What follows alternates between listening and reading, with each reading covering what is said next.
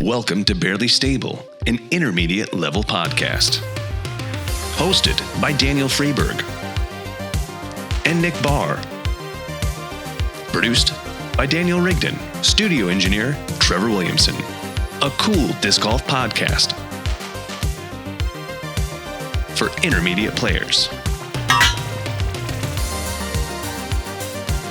This is the Barely Stable Podcast. Live from beautiful Austin, Texas, this is the Barely Stable Podcast. Here to BS, your hosts, Daniel Freeberg and Nick Barr.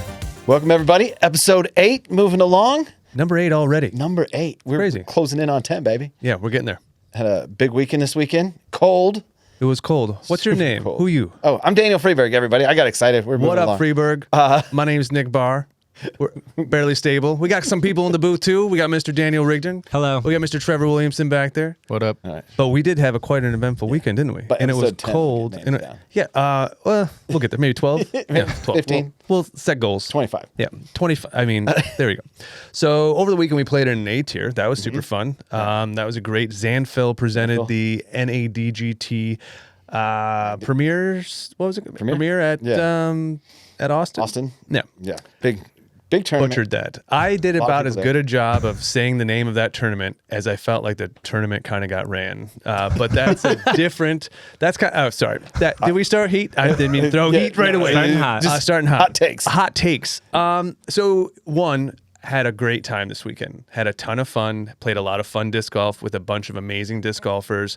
I honestly, all 2 days, all 3 cards, couldn't complain about a single thing playing disc golf. Same. It was terrific. Would you agree? Same. Yeah. Great time with everybody. But there was some weird stuff with this tournament. I was sad because we were supposed to be able to get a shirt. Sweet Like, shirt. we Yeah. got this sweet shirt you can pick from these different things. Yeah. But if you're XL, and I checked it this morning, and today's the 20th when we're shooting this, and they told us we have till the 23rd to order. Yeah. And they're like, we'll get more later. And it looks like I'm going to be getting a medium because there's no XLs as of an hour ago. I mean, there's really, if you're a size large, there's only one option or 2 options. So if you're a medium or, medium or small, you got options. But those little weird, most of the guys we play with, not mediums and smalls, they're mostly bigger boys. Like, it was a little disappointing. And then I think the people that ordered and got their shirts didn't have the logo printed on them. Some of them didn't. Some of them So did. they could, yeah. So that was a weird thing. It's also kind of weird, the tee times coming in. I was on the lead card at MA2 for the second round, and it was a 5 card, which was weird. Wow. That's kind of weird. And then the 5 card started on one of the longest holes on the course, one of the slowest playing holes on the course. So immediately Immediate backup. and the MA1 card that was behind us was backed up, and I have to imagine we iced them 5 to 10 holes throughout the day. brutal. Like, yeah. Normally there's like first of all, normally there's at least 12 minutes between tee times. I think there was only 10. Yes. And then usually there's... Oh, no, this was a gap. shotgun start. For the last the- day. Well, then there's also usually a hole between, like... Yeah, if you do the big cards, the thick cards, yeah. Or some time between each division for that reason. So Yeah.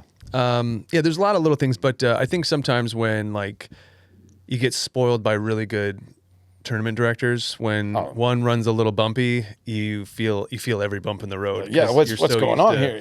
Yeah. Getting the radial tiles on We the do freeway. get spoiled. We get spoiled with Goose. We get spoiled with Krissie. Absolutely. We'll be here in just a few minutes. Hopefully, I get the phone on so when she gets Yeah, here, that's the other big we'll thing go we get it. get to talk about today. We got Krissie Fountain, our local pro, Mint-sponsored athlete.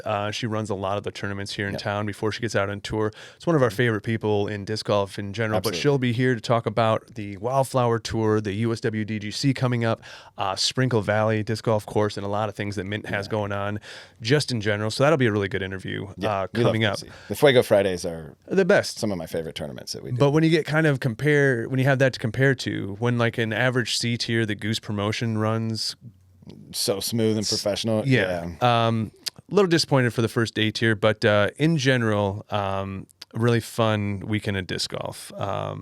That's always good. One of the things I really like too is they had a lot of spotters out there, especially at Circle C.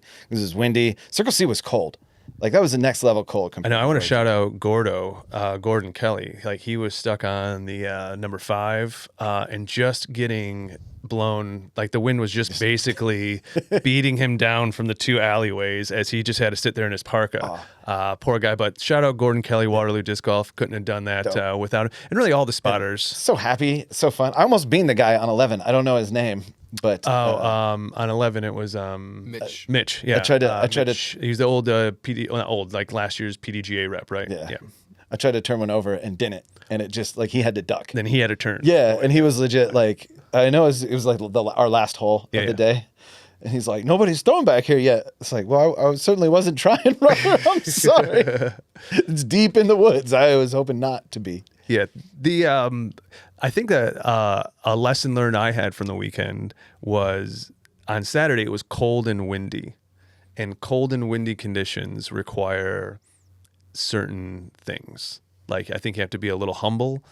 I think you need to like put half your shots just in the bag and just forget about it. No matter how much you like throwing flippy shots, how much like you like throwing like you have to kind of just succumb to like those aren't not available right now. And if you do have the right wind conditions, maybe you can like, it's more of an exception rule. So I don't know I don't know how you felt. I never felt like I played really great disc golf all weekend.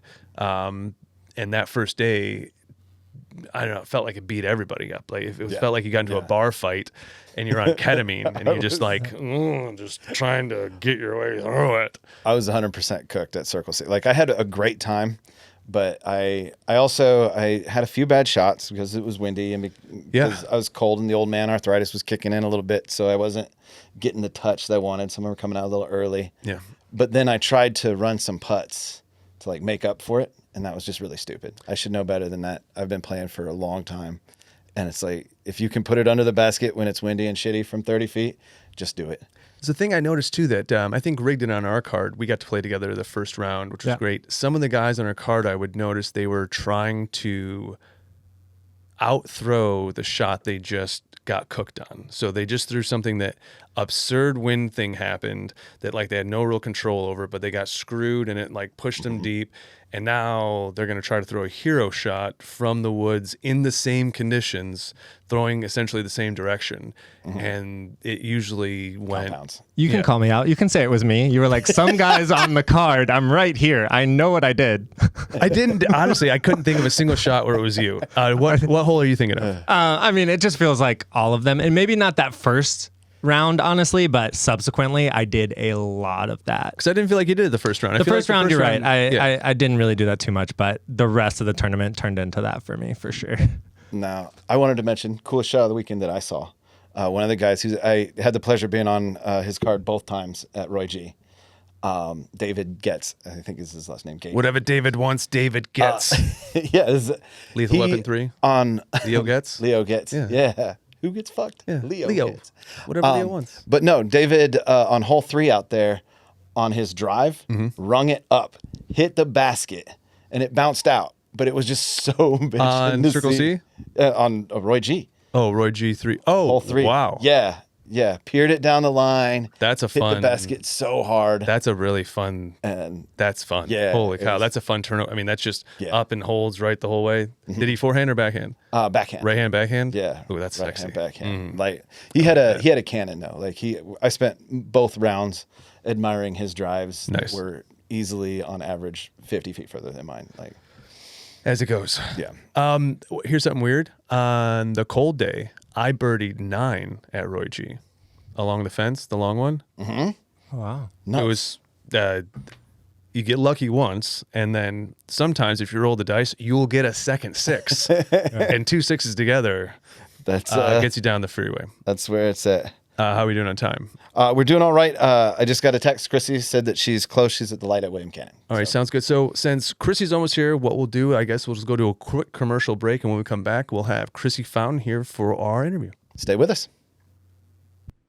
You are watching the Barely Stable podcast. The only acceptable reason to pause now is if you are about to play a round of disc golf. Even then, that's what earbuds are for, right? Haha. Enjoy the show. And welcome back, everybody. We are here now with Krissie Fountain. Is it Fountain? It is. Okay, yes. Krissie Fountain. I was looking at it today, like how it was It's Fountain spelled. with an F. And Fountain with an F. With an F. You would really be surprised how many like telemarketers used to call and say they were looking to speak to Mr. and Mrs. Fontaine. Yes, It happens. that's fancy. It happens. It's very fancy sounding. It is. Fontaine. I'm way more basic than that. So just Fountain. Thank you so much for being with us today, My Krissie. pleasure.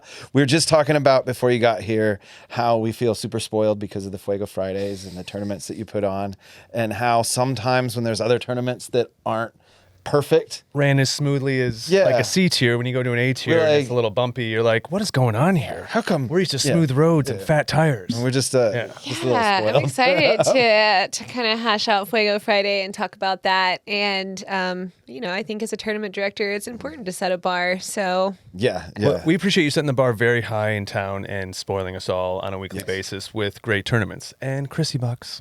and thanks, Krissie Bucks. Yeah. You're always out there to answer questions and like take care of us. I feel like like you're one of the fastest. Like Goose was really good too, but I feel like if we put a message on the board, it gets replied to very quickly, which is it's a big deal. Yeah, I try. I think I just kind of found a good sweet spot. I got lucky whenever I was kind of thinking about, hey, I'm going to run a flex start, I'm going to run a tournament. Fridays are pretty open, or they were at least then. And there are so many disc golf tournaments now. I mean, you see the PDGA post 191 sanctioned events this weekend. Where are you playing? There are so many tournaments. And I felt like Friday was a good option. I feel like people generally can duck out of work a little bit early. It also kind of appeals to people who might work jobs that are on the weekends. And so I was trying to just reach a different audience and pick a different day, something that was unique, where I didn't have to compete with the tournament directors for, players at events. And I mean, I think it was kind of lucky, but also, I really thought it through. So Fuego Friday, I did not expect it to become as much of a, I guess, kind of a staple in the community as it is. 1,000% is. Yeah. But that's where we're at now, and it just encourages me week in and week out to keep doing it. I love Fuego Friday, and as long as people keep coming, I'll keep running it. And right now, the series that you have going is a fundraiser series, right? Yes. For the USWDGC, Yes. right? Yeah, this is a little bit different than anything we've done with Fuego Friday before. I have a pretty big role in U.S. Women's this year. I'm sure we're going to talk about that a little bit more too. And I wanted to just do my part in raising money for it because there are a lot of expenses that we have to pay for an event of that size and that magnitude. And, it just goes a long way. And Fuego Friday is a good platform for me, and it just kind of fits. So yeah, it's been amazing. We're halfway done, 3 out of 6 courses. Yeah. And one of my favorite thing about it is we've had first looks at all the new discs coming out. So like I was able to get my hands on a taco. Both tacos. Yeah. Stacked. Yeah, and then last week we had had the the Longhorns Longhorns. that Yeah. haven't the been new ones, released yeah. yet. Yeah, so definitely incentive to get out Yeah. there. And what I love about the way that the fundraiser series is shaping out is that I'm not asking players to do anything that they wouldn't do normally. I'm literally asking you like, hey, come play around with your friends, get a sanctioned round in. Just by showing up, like you are helping this event. I'm not asking anybody to spend any extra money or donate any extra time or do anything like that. It's something that a lot of you guys were already doing. And now I can make, I can't make, but I can have this opportunity to have everybody feel like they're contributing to U.S. Women's in our community, which I think is a huge thing that goes kind of, unspoken about. There's so many big tournaments. The Disc Golf Pro Tour goes around. They show up to a city. They have a big event. It's great. It's magnificent.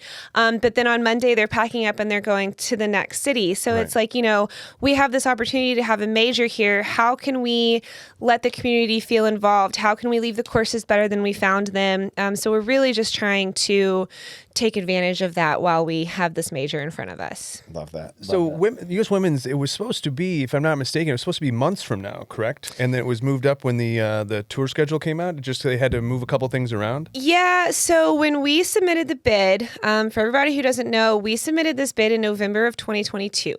So For the 23 season to be in like for the 24 season. 24 season, right? It So a year and a literally, half I in mean, advance, yeah. literally like a year and a half in advance. And when you submit your bid, you kind of give a few dates that you prefer the event to be. We did try to put in a date that was a little bit closer to when U.S. Women's traditionally is. But I mean, September is still really, really hot in Texas. I mean, it's still like 100 degrees. So we had that option. We had an October option, and then we had an April, like the first weekend of April was like the other option.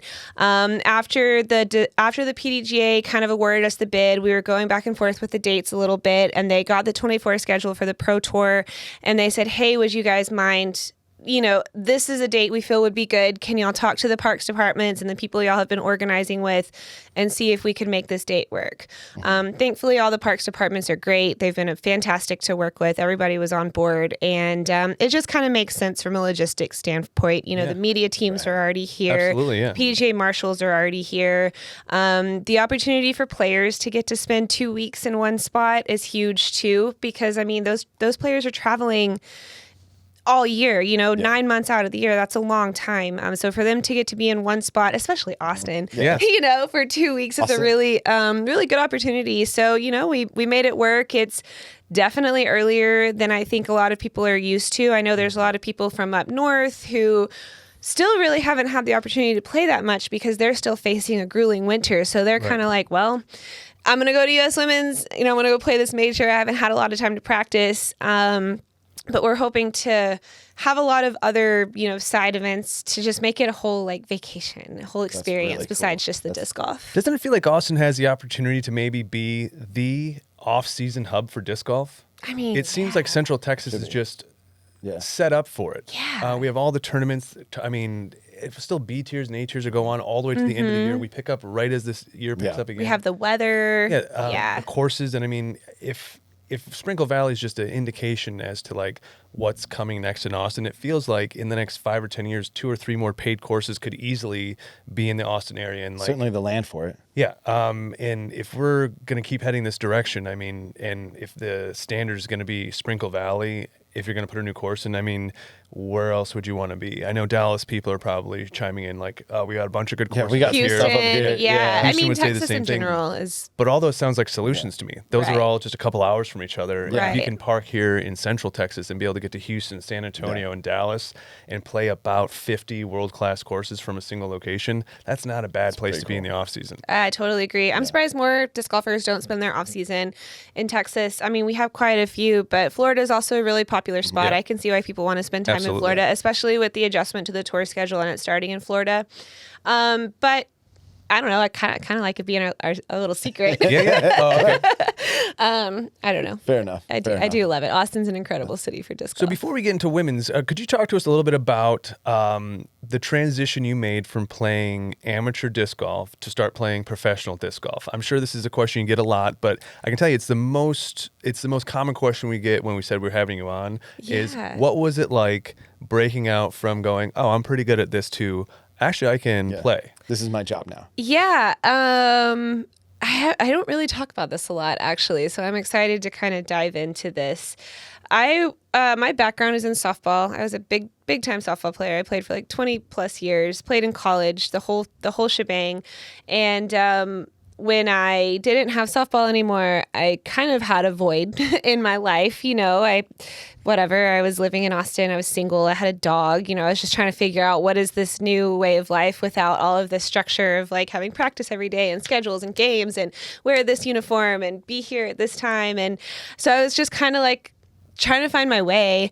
And then I found disc golf, and I immediately was just this is it. This is what's going to fill that void for me. What was it about disc golf? Was it just, did you like throwing? Competing. Oh, competing. No, it's just competing. Competing. Yeah. Right. I feel like I might not be as cutthroat competitive now that I'm getting into the 30s, as I was whenever I was in my 20s. But I think that competing was probably it at the beginning, but now it's turned into so much more than that. Now it's turned into my career. It's turned into my friends. It's turned into my family. And so it just has kind of developed from just a fun hobby and something to kind of get my competitive fuel out of my system. But so I started playing tournaments in 2015, and I started out in FA2 in intermediate. I probably played, I don't know, 5 tournaments in FA2, and then I was like, okay, I'm going to move up to FA1. With women's disc golf, we don't really have the luxury of having 20 plus people in each division at any given tournament. I was just going to ask that. Yeah. And I feel like there's this kind of divide of like, I know I belong in amateur divisions versus like I need to be playing pro. And so I kind of felt like if I didn't step up to the pro divisions, I was kind of hitting a cap on like getting better. You know, there's always that saying that's like, if you play with people who are better than you, it'll make you a better player, right? And Trevor was just telling us this last week. Yeah, I mean, it's such a real thing. You play to the level of those playing around you. And I knew I wanted to get better. And I knew that meant moving up to pro and paying my dues. And I feel like there are a few people who jump up to pro and they automatically start cashing every tournament. But I do think it's important to pay your dues and come, bottom of the pack for the first few tournaments. Yeah. So I turned pro in 2018. That's when I took my first cash and never really looked back. That's amazing. Oh, Yeah. So do you remember what that tournament was in 2018? Yeah, I think it was Straddle the Brazos. Oh, no. Yeah, Oh, I think it was like the very first tournament of the year. And I was, no, it wasn't Straddle the Brazos. It was the Sugarland Showdown. Sugarland Showdown, it's on a Timp course down near Houston. Okay. And I think there was only 3 in the FPO division. I think I got second and the payout was like $60. And I was like, well, I'm going to take it. Yeah. Because I guess my philosophy was that if I'm going to travel to different states, put resources towards, playing in events, I might as well try to earn some of that money back that I'm putting towards it. Absolutely. And so that was that. That's rad. Yeah. Well, I was watching some videos on Facebook earlier, old man Facebook, and I was watching, you were talking about, you were throwing some of the new stuff. Yeah. And this girl can huck. If you haven't seen Krissie out on the course, just don't look away if you see her on the tee box. Like get a good look. She's going to impress you. And the forehand, you can see the softball. Your body knows how to get all of the force to your hand if you if you know what I mean. Like, yeah. I bet you can throw it from the corner of whatever outfield to wherever you want pretty easily, right? Yeah, definitely. Yeah. Definitely forehand dominant player. I try to take a lot of aspects of throwing a ball, yes, but also the mechanics in batting too. I think that the hips. The way the hips, the torque, just kind of the footwork, a lot of that goes hand in hand with swinging a bat as much as it does throwing a ball. So kind of marrying those two together is disc golf. It's good batting. Krissie says she's a mostly forehand player. I watched her at the last Fuego throw like 6 discs, tacos from like 200 out. All of them backhand, all of them, one a foot short, one a foot long, one 2 feet short, one a foot and a half. Like she's calling in an airstrike on the basket. Yeah. I feel like on finesse courses, if I'm at a shorter course like Wells Branch or Cat Hollow, I'll throw a lot of backhands. But if I'm on a course where I need a lot of distance, like Moody's, Old Settlers Park, like I'll throw my forehand when I need more distance. Yeah, but I'm trying to be more balanced. I think the best disc golfers are the ones who have all of the. I completely agree. A wide base, right? Like a long, or what do you call it? Like a foundation that's nice and long and wide. Yeah. Well, if we've asked a handful of locals this question, but if you had to say your top 5 local courses, and we probably know which one you like the most right now, and we'll talk to it about the final. So maybe it's not Sprinkle Valley. No, it's 100% Sprinkle Valley. I was gonna say, what? So we're about to put a news alert. It's 100% Sprinkle Valley. Yeah. So if you had to go 5 to 1, what would you say your 5 are here in Austin? Oh man, this is putting me on the spot a lot. Okay, well, yeah, obviously number 1 is Sprinkle Valley. Okay. I used to live in Manor, and I really enjoy Northtown. I know Northtown kind of gets a little bit of hate, and I know the maintenance on it has gone down in the last couple of years from what I've heard. But I really enjoyed. It's up and down. It's up and down. Yeah. I just wish they were a little bit friendlier with running events out there. But I really like the course itself is still in my top top 5 for sure. Yeah, it's one of Freeburg's favorite courses. His home course. It's his backyard. I love Northtown. Moody's is way up there. Moody's might be in front of Sprinkle Valley. I don't even think any of us included Moody's in our list when we were talking about Austin courses, but it would have totally made my top 5. Well, it's technically not Austin. It's kind of far away. Well, it's the closest town. Where would it's not, what are you going to call it? Seguin? Well, Northtown's in Pflugerville. That's true. That's true. I mean, how much we're splitting hairs here, guys? That's almost real Texas. You're almost into actual Texas. I got married at Moody's. So special place in the old heart. Yeah. The disc golf is amazing too, but it's sentimental as much as it is. Where was the ceremony? Was it down by the cabin? The barn. We used the barn. Beautiful. Yeah, they have these really pretty oak trees that are kind of like right outside of the barn in the front. So we had all the chairs and the ceremony out there, and then we kind of filtered everybody into the barn for the food and the dancing and the fun. And yeah. That sounds like a pretty great time. Yeah. So Moody's is up there. Okay. So we've got Moody's, Northtown, Sprinkle Valley. Okay. Let's see. Golly, I just feel like I'm going to finish and then I'm going to think about one. It's okay. We can do adjustments. Okay. Yeah. But Wilco, I do really like Wilco, not Austin, but yeah. I'm going to call you out on it now on every single one. Every single time. No. Let's see. And then, I like them all, man. I don't know. Cat Hollow, I guess, is probably up there too. I really enjoy Cat Hollow. Cat gets a lot of traffic. I've had some of my highest rated rounds at Cat Hollow, so I think that's why I like it out there. That always makes you feel good. I'm not knocking the South Austin courses. I just think that you're a northern player, though, aren't you? Well, I used to be, but now I'm in Bastrop. So that's kind of why I chose Moody's. Moody's is closer to me than any of the other courses that I listed. Yeah, I'm like 25 minutes away from Moody's. And Moody's has been there for. I talked to him. I'm always baffled.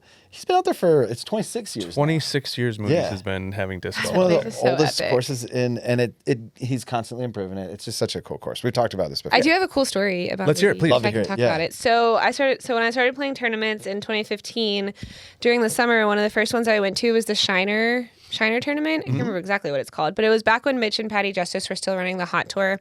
And we rented this really cool Airbnb for the weekend. It was our first tournament that we were like traveling and we were taking the dogs and we were like making this whole thing of it.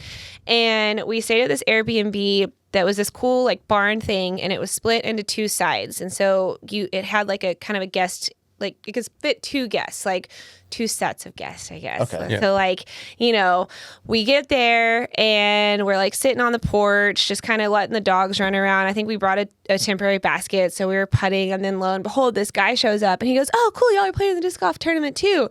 We start talking and talking and talking. Well, lo and behold, that was freaking David Moody. Cool. And like, we didn't know. We had never been out to his property before. We had never... Like, we just didn't know. And Neil, my husband, he goes, "Yeah, I think I'm pretty sure I've heard of him before. And I think he used to sell discs out of a trailer at Peace Park. And I heard he has this really cool piece of property." So then I think it was Oktoberfest that same year was the first time we went out there. And I immediately was like, well, we're not engaged yet, but I feel like we're going to get married someday. So let's get married out here when that time comes. That's cool. Yeah. To know that's pretty awesome. That's pretty. It is a magical place. Like, disc golf aside, it's a magical little piece of property sitting out there. I like it a lot. Yeah. Also, like, shout out Dave one more time. I know no free shout outs, but free shout out for Dave Moody. There's never a time you're going out there where he's not making the course better. 100%. The course is always better than the last time you were there. 100%. And I don't know. You gotta respect that. He cracks me out. I love seeing him cruise around on his bicycle. His bicycle's funny. His little Ranger, little green Ranger truck he has, I feel like he gets through that little truck. I felt like he got through the yard better than your big mine. Yes. Oh, yeah. Absolutely. Yes. Yeah. Definitely. Well, I got stuck. I did want to bring it up again. I got stuck. There's been some crazy stuff happen out there. One of the first times we were out there for the camping championship, it was nighttime and it was their first time coming to Moody's, and they like pulled in too early into the driveway and their car like went into the ditch right there. So yeah, there's always stories at Moody's, but incredible people. Shout out to his wife, Julie, also, who just started really getting into disc golf after living on a disc golf ranch for 30 years. She started getting really into it last year, and Dave has just kind of embraced that and built, kind of designed her own course out there that's a little bit shorter of a design. We played it for Love is in the Air this past Sunday, and she's getting really into it. They traveled to North Carolina to spectate U.S. Women's last year, and then she's playing this year. Awesome. So it's cool. we really, really, they're really near and dear to our hearts, the Moody's. Well, that's a good segue. With U.S. Women's this year, I feel like there's already 400 women signed up about. There's close. There's like 344. Oh, 340. So, okay. I thought maybe I saw checked. 390. So it's about 350. Yeah, 350. That's a lot of disc golfers coming in. And what's the run for U.S. Women's this year? I know Sprinkle Valley is the head, like it's the, what do you call it? Premier? The premier Yeah, course. so you're playing a few other ones, right? Yep, Sprinkle Valley is kind of the FPO and FP40 course. We'll be playing there all 4 rounds. Oh, awesome. Yes. And then all of the other divisions will be playing 2 courses. So, depending on what pools they're in. The other courses that we have in the rotation are Old Settlers Park, Wilco, Wells Branch, Live Oak Brewing, and hang on. Benbrook? Benbrook. How could I forget Benbrook? Got you. I was trying to, it's because it got delayed. Yes. And we didn't do that. Benbrook. I'm very excited. So all the ladies will be playing 2 of those courses throughout their week here. And we'll see. But we're doing the Fuego Fridays. We're doing it at all the courses that are done. Yes. We've already done Wells Branch, which is the first one. Yep. Which I loved that layout. It's Good. Just the 3 different holes. The made scores weren't as far under par as I was expecting them to be, so I think that was a good I think it's a little weather had to do. Yeah, it was also Yeah, kind of it was a windy little cold and cold that day. We say windy and cold. I think our windy and cold is not Not even. Yes. No. the same. I did forget to say that when I was talking about the fundraiser, is that it not only is that the courses, but it is the layouts, which has been a little bit more work for me. I've had to get up there early every day and like set up baskets and stuff, but I think I have the 3 hardest courses like past me. I think everything else is pretty straightforward. Yeah. You had to do a lot of work out at Wilco.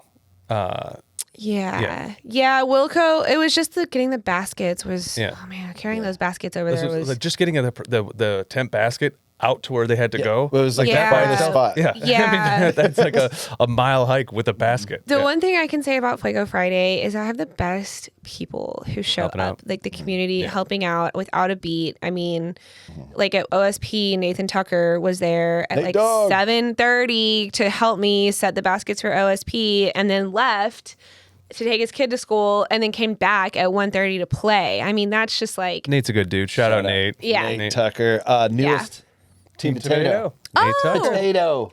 yay! What did I say? I love that. Tomato, potato. I'll be better. Yeah, he even got it on his little band. Got him a hat. Aww. That's my boy. Yep. Yeah. I mean, just salt to the other people, like disc Yeah. golf in general. I have not been. I put out like one little request on a Facebook post that says, "Hey, I could use some help setting up," and there's always someone there. So shout out to Now, Austin. there's You still guys are 3 more amazing. coming up. Do you want to tell us where those are going to be? Yeah, so this Friday we'll be at Live Oak Brewing, basically the home of Fuego Friday, unofficially. I love going out there.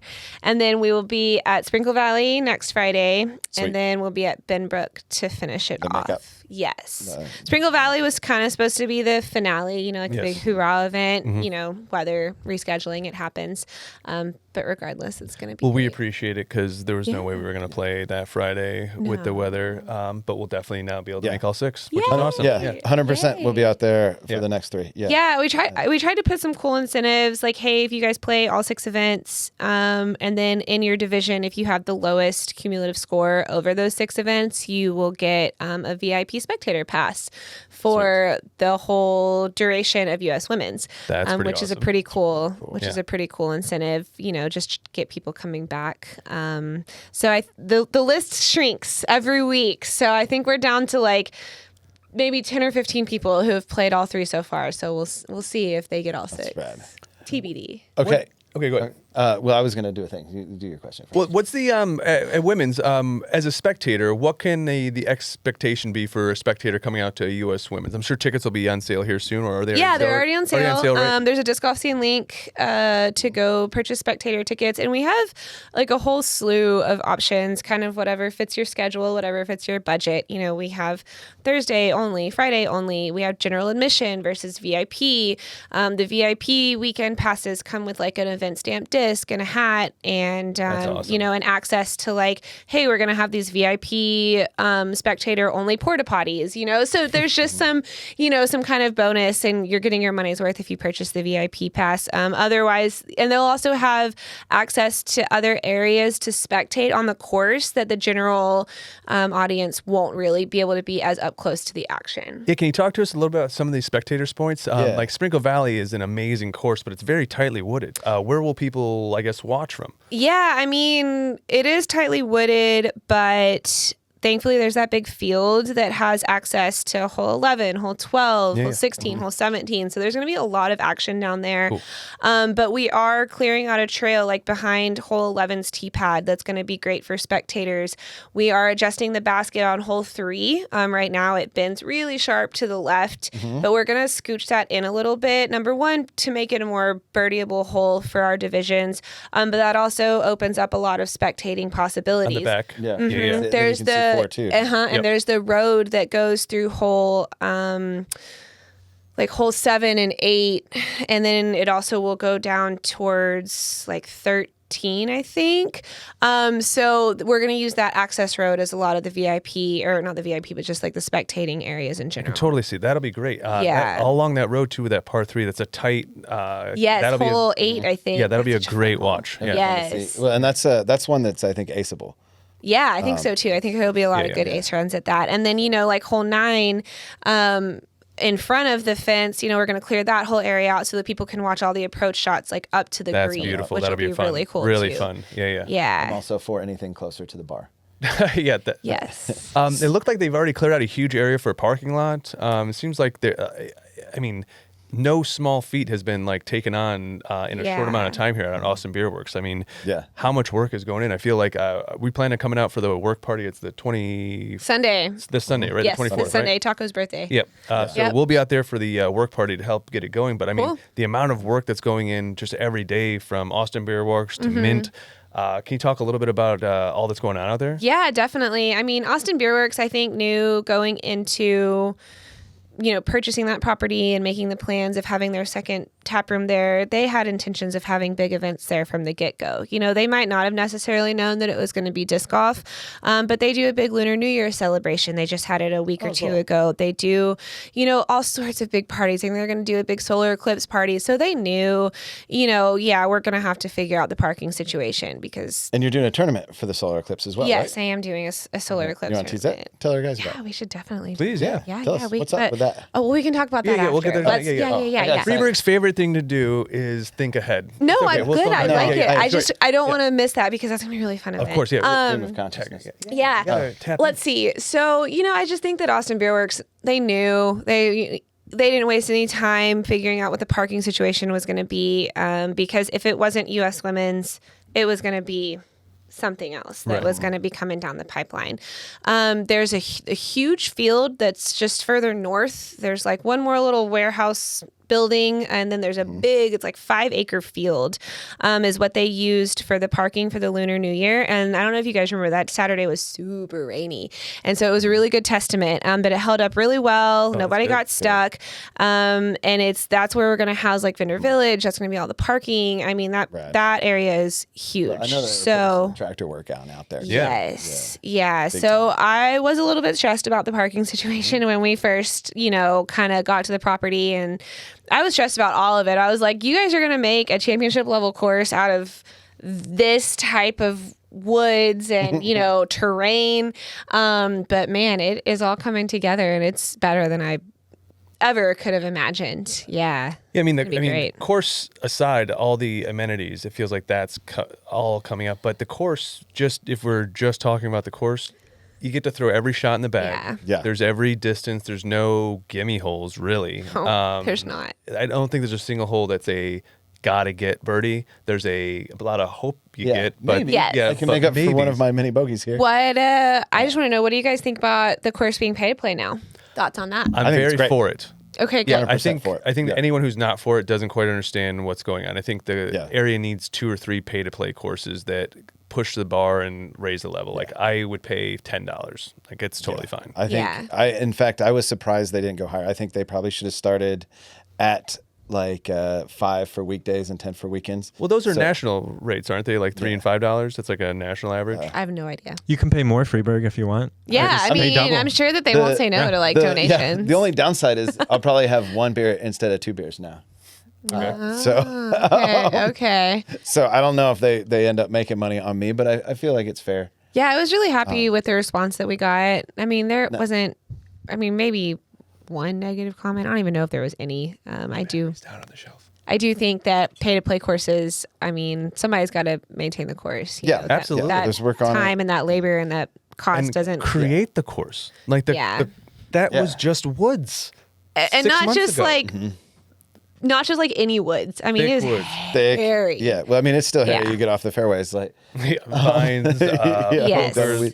But I have not hit my hand on a tree from a throw in like years. I remember doing it at Roy G when I was kind of first started playing. I whacked the daylights out of my hand. Haven't done that in such a long time, and I have done it twice at Sprinkle Valley. brutal. I had a couple of those where you need the throw, but you can't throw the throw you want because you're scared of breaking your hand or whacking a tree. But my saying that I've been telling people is, you get over a bogey a lot quicker than you get over a broken hand.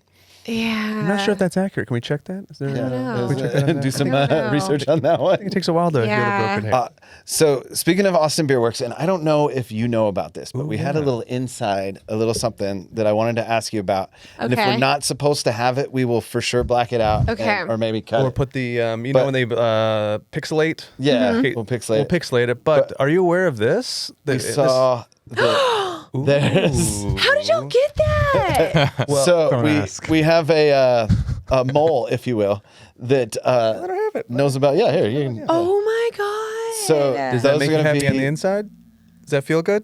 Well, I it mean, looks I haven't amazing, even right? seen this yet. I saw the mock-up, but I haven't seen it in person. So you did know it was coming. I did know it was Yes. coming. Yes. Well, we saw it and we were all psyched about it. Oh my god. Yeah. Yeah, I think it just blew out of someone's trunk on the road, and we saw it. We picked it up. I was like, "Oh, Krissie!" Oh, that's Yeah, what we happened. picked You it were up. like, Yeah. I noticed that We logo. knew we were doing the interview. Oh. So we figured you'd want to see it. Yeah. Oh my gosh. Yeah, Michael Graham. You guys, I don't know if y'all know. I mean, I'm sure y'all know Michael Graham, but to everybody out there watching, Michael Graham is the nicest person you can ever come across. He is a huge part of Austin Beer Works. I don't know his official title, but I'm pretty sure he's one of the co-owners. Approached me about doing a collaboration with Wildflower Disc Golf Tour, and kind of launching it the same week as U.S. Women's. And basically, a portion of our proceeds will go to the tour. It'll be really good kind of advertising for the Wildflower Tour. A lot of people know about it. We also can talk about that a little bit too. If we you have want to. at Yeah, some Absolutely. point. We'd love to. Yeah, we have to. And I said, yeah, I think that sounds great. And then 2 days later, he emailed me with a mock-up, and he was like, what do you think about the name Lady Birdie? It has a nod to Austin, Lady Bird Johnson, who's also the founder of so many things here in Austin. I mean, there's so many things named after her. So it all just, it couldn't fit better. But I was so surprised that he moved so fast on it. I actually emailed him and was like, can we have a meeting tomorrow about this? And he goes, yeah, sure. I was like, I just have some concerns. And so we meet up and he goes, well, what are your concerns? And I was like, well, do we owe you money for this? Am I getting billed? Yeah, am I going to get a bill in the mail for how amazing this is? And he was like, yeah, no, we're just, we want to help you guys out. We love what the Wildflower Tour is about. Yeah, so Lady I can Birdie. tell you at least one guy that'll be drinking a whole bunch of those. Oh, I cannot wait. Absolutely. I mean, to know that it's going towards the Wildflower Tour. Yes. I mean, how can you not get that beer I when out at know. Austin Beer Works? I know. I'm so excited. I can't believe y'all have this. Yeah, and That's incredible. Shout out to no, never mind. Nope, never mind. Yeah. Shout out to the truck that we are so grateful that it fell out of a truck. Somebody knows something here. We'll talk later. We'll talk offline. Fair. Fair. So the Wildflower Tour, for people who don't know, I think this.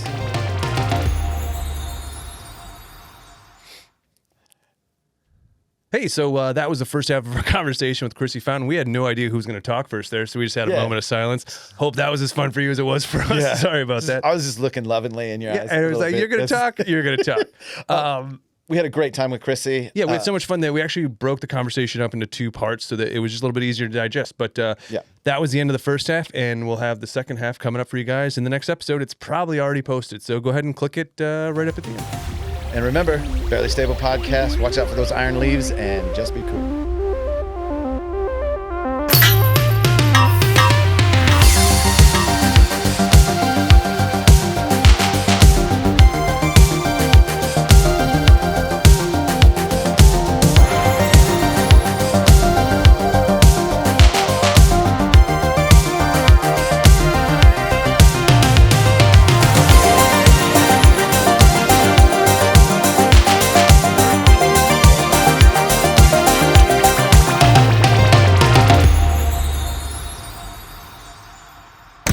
Time, weather, and